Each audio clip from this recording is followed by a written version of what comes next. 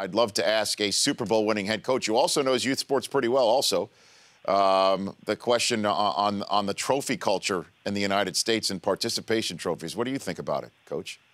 Well, I think this. I think the intent is noble and good, and I think that we as parents, and my mother was fantastic at praise, and man, just we're building self-esteem, and it's amazing how early that's being formed, and studies are, all the research is, those early formidable years, if you will. So I think that's important, and I think equally as important is recognizing achievement, and so you know what, it's okay if a kid gets something and the others don't occasionally, and having had a chance to go back and in 12 coach my son's sixth grade team, you deal with the stickers.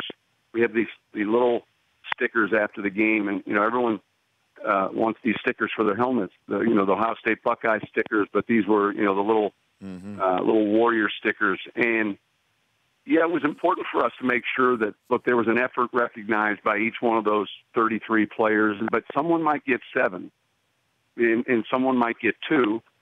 And yet we made sure we were recognizing what they did. And so just as important is the mission statement to begin with. Is this a competitive sixth grade team that we're playing everyone and we're playing to win? And so I'm going to get guys playing time but not equal, and there's nothing wrong with that mission statement at the beginning, and at least everyone kind of knows, hey, this is the plan. And everyone plays, we split time, or it's a more competitive league. So I think there's a fine line there. I think the idea is not wrong, and yet, we have winners and losers.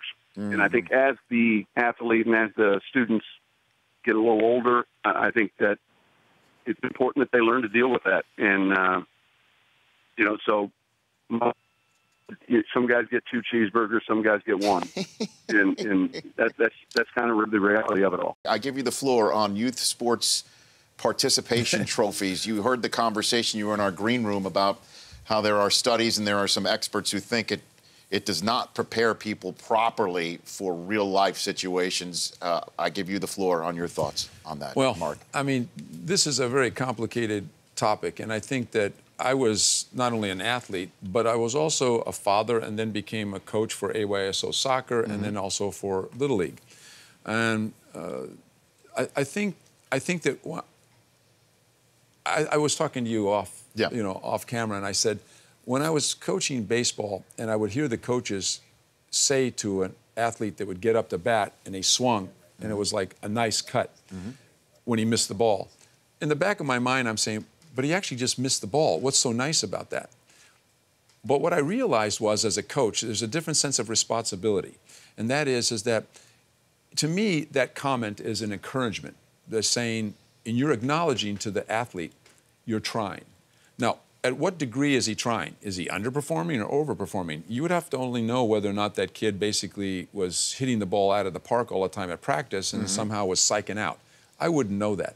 But the message, I think, initially, for somebody that's very young, is that somebody is making an acknowledgement that you're there and you're participating. And I think the act of participating in sports is building self-esteem. So in a group environment, for an example, like soccer, you can run around on the field, never touch the ball, the team can win. You're just a part of that winning team. Or you could have actually kicked the ball to the guy that then went on to actually kick the winning goal.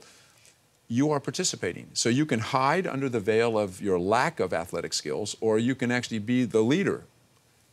Innately, those kids that aren't as good athletically know that. But don't deny them the opportunity to feel good about it.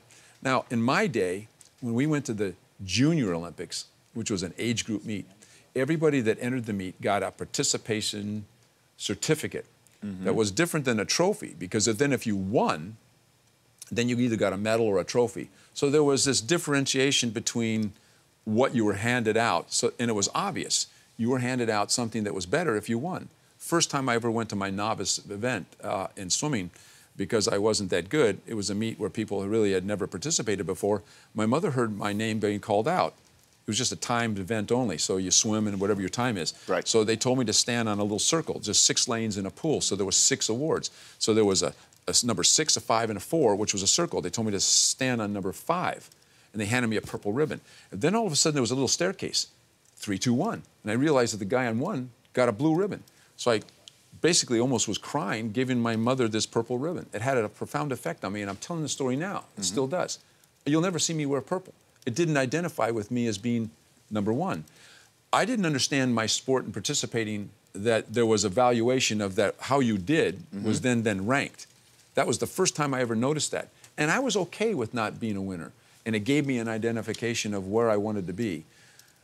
I think that now we're in a society where you watch MTV and everybody's in 4-minute sound bites. You watch Sesame Street, everybody's in a 4-minute sound bite.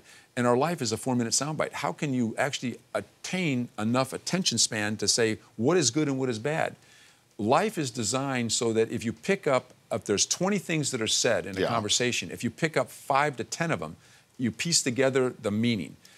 That wasn't the way when I was. They made you sit and listen to all of the meaning, but the story wasn't as long. So we're confused with too much data, and we're spending too much time keeping score and not being able to play the game. So in one sense, it's almost okay to give somebody a participation badge or a trophy. Somewhere, by the time they get a little older, they're going to wind up knowing that not everybody gets into college, not everybody gets an A, not everybody does this, not everybody gets a great car, some people bicycle to school. So society in itself will impart who and where and who you are. And I speak about this all the time. 20% of society makes 80% of all the money, makes 80% of everybody else's decision. We are not designed as a society to have everybody be a winner. And you have to deal with that. So at what point do you, as I said to Bernie Goldberg, turn the page? At what age do you stop giving out participation when you trophies have lack of funds to actually buy them for them? Well, that's the economic way. Well, what happens is the programs to actually foster better. Look, they have AYSO soccer. Yeah. Everybody participates. Everybody has to play 3 quarters.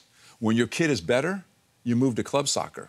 And it's when club soccer, when you're good enough to go to club soccer, then they don't have that, okay? And then if you're good enough for club soccer, then you go on to something else. So it's the same in swimming, it's the same in track and field. You move from basically novice competitions, and then you do that. When you're a high school player and you're good in sports, you may get recruited to a college, but you don't get recruited if you may be the best football player, but you may not get to USC or Notre Dame.